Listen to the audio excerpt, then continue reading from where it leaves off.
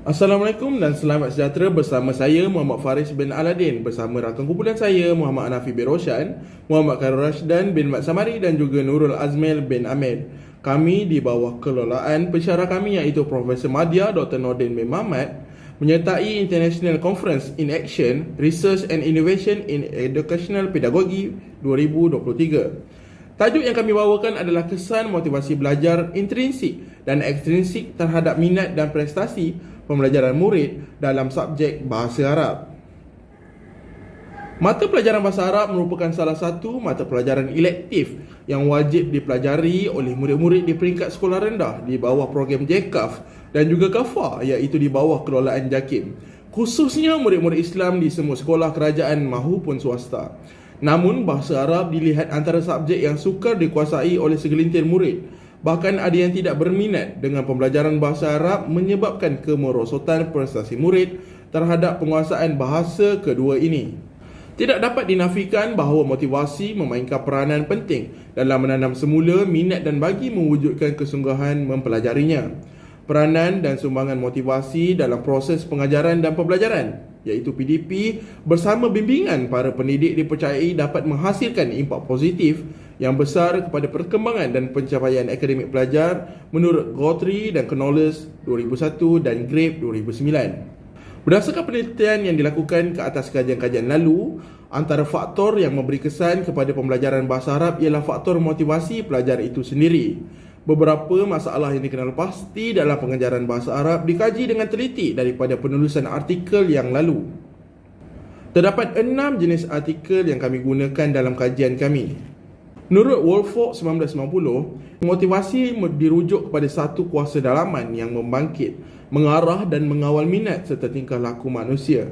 Manakala menurut Chaplin 1985 menyatakan bahawa angkubah yang digunakan untuk menerangkan tentang faktor dalaman organisma yang membangkitkan dan mengarahkan tingkah lakunya ke arah sesuatu matlamat.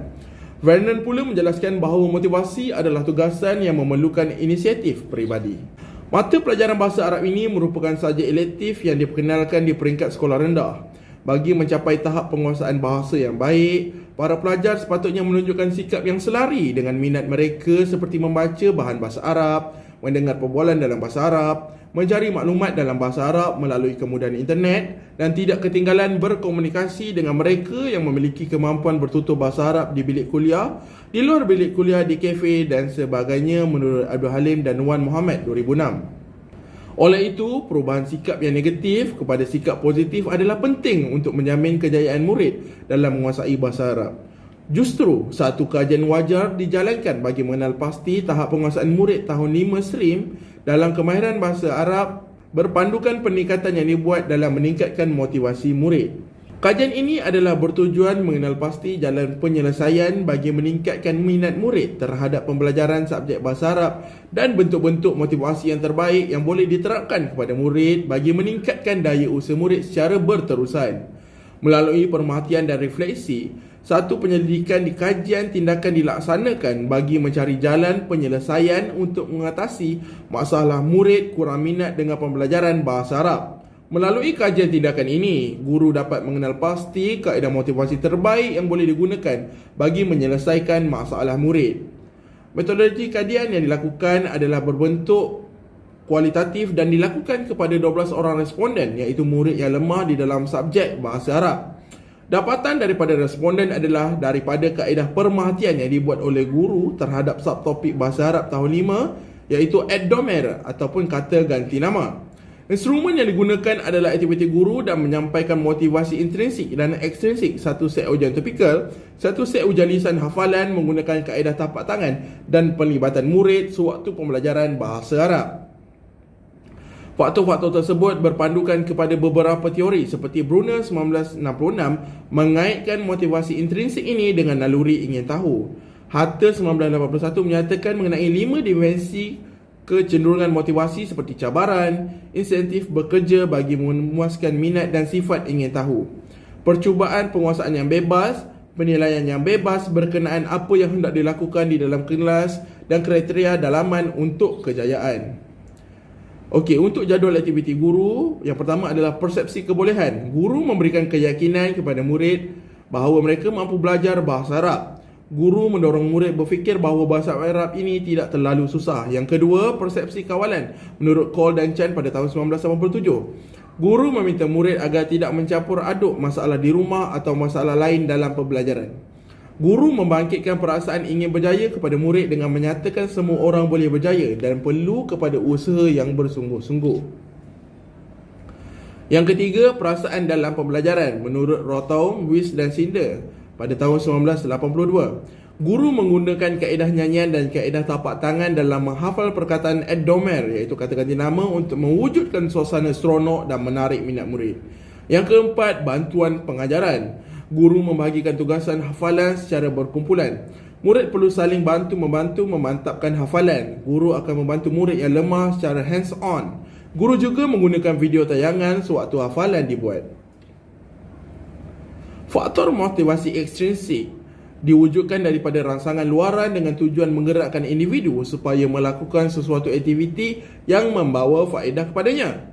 Motivasi ekstrinsik ini dapat dirangsang dalam bentuk-bentuk seperti pujian, insentif, hadiah, grade dan berbentuk suasana dan iklim persekitaran yang kondusif bagi mendorongkan murid belajar.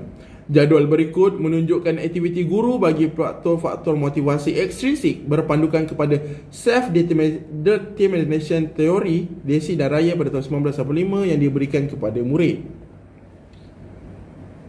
Yang pertama, tingkah laku yang dikawal secara luaran. Guru menawarkan hadiah 10 orang murid terawal yang dapat menghafal Ed Domer. Murid diminta menanam keazaman untuk tersenarai dalam 10 orang murid tersebut.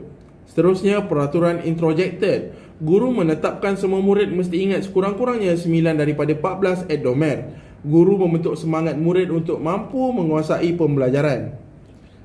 Dan yang terakhir adalah peraturan melalui identifikasi. Guru memberikan penekanan kepada murid bahawa siapa yang ingat kesemua Ed Domer akan mudah menjawab ujian penilaian.